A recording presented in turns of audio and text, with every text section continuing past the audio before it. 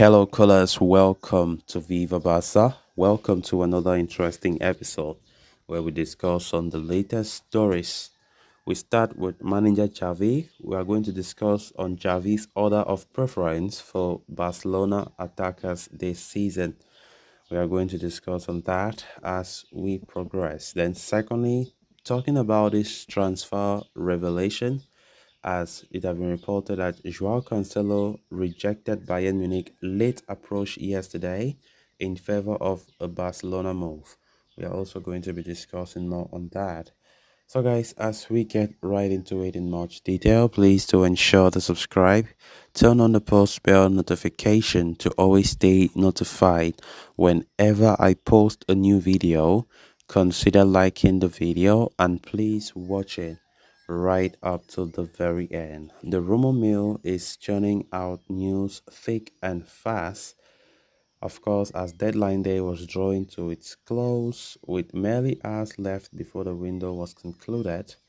Barca's exit ram has gone from being barren to fairly populated in these closing stages, and it is not ruled out that more players may end up bidding goodbye.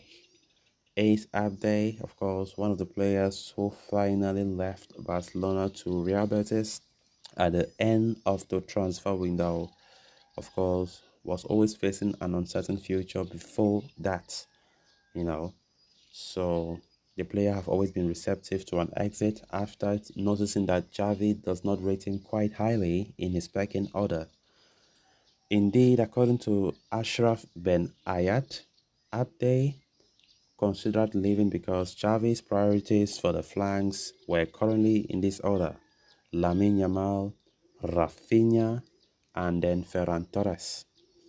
Yamal is enjoying a breakthrough campaign and of course has easily been the standout player for Barca in the first three matches of this season. Rafinha was expected to take over Ousmane Dembele on the right flank, but his red card in that first game against Getafe, coupled with Yamal's explosion, has seen the Brazilian drop to second place. Ferran Torres, meanwhile, is the third in the order of preference, with the Spaniard making a big impression each time he has come on from the bench. After an impressive loan spell at Osasuna, Abde expects more importance in the squad and desires more minutes, but that wasn't to be. And as such, we saw Abde feel so unsettled by the hierarchy and seeking a departure due to his warning significance, which definitely made him to go to Real Betis. While Xavi has been reported to be in favor of the player to continue, talking about Abde, the winger has garnered a great deal of interest from clubs across Europe. Of course, Real Betis, after pushing so hard, finally got their man towards the end of the window, so the deal has been sealed. We also saw Nottingham Forest, Wolverhampton Wanderers also came forth for Abde, but he chose to go to Real Betis instead. Of course, the summer window is finally complete. So I think the summer window for me, if I want to rate it, I'll say 8 on 10.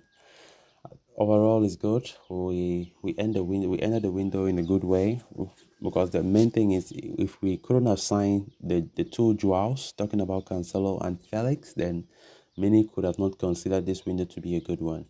So it's now left on to Xavi to use what he has at his disposal to make the Barca fans smile. I don't think there's any excuse again for Xavi this season, right? In terms of winning a title. Last season, yes, we won two trophies, the La Liga and the Spanish Super Cup. This season, of course, we are Barca fans. We always expect higher. We expect beautiful football. We expect domination. We expect the team to compete in every single trophy they participate in, especially in the European competition. We need Barca to go there with a fight. Even if something comes on where we get eliminated from the group, from the knockout stages, it should be something that we at least we saw the efforts the player put. But we just have to see how it goes. I think the squad is already good for us to compete with any of those teams in Europe. We have to remove the fear factor from us and we go there to compete and to impress. So far, we have played 3 games in La Liga season. We drew the first game against Getafe and we won the next 2 games against Cadiz and Villarreal respectively. So Xavi's squad now is complete. The window is closed, and that's what we got. I think Laporta has tried his best to also ensure that all some of these players come in the request of the manager. It's all left now to him to use the resources at his disposal to bring in results. Then on to the final story of discussion. As the clock inexorably counts down, deadline day drama proceeds to escalate. Barca have been dealing with financial complications and tussles with financial fair play through the entirety of the summer, with signings close to completion nearly being jeopardized. However, despite the Catalan giants delaying Joao Cancelo's impending announcement, it appears the Portuguese will soon be representing the resplendent Blaugrana colors. Of course, indeed, as per Christian Falk, FC Bayern wanted to bring Joao Cancelo back to Munich, but the Portuguese turned down that offer. Joao Cancelo spent half of last season plying his trade with the Bavarians, having a falling out with Pep Guardiola, compelled him to find a rustic retreat with the Germans. After the conclusion of his loan spell, he returned to Manchester and both parties looking for ways to part. But despite the late attempts from Bayern to make the signing of Cancelo permanent, Cancelo is willing, of course, to join Barca, which he did, was official yesterday. Of course, reports already swirling that Cancelo's shirt has also been prepared with his arrival only a matter of time now. So guys, with that, we have come to an end of this episode. Thanks a lot for watching. Until next time. Bye bye.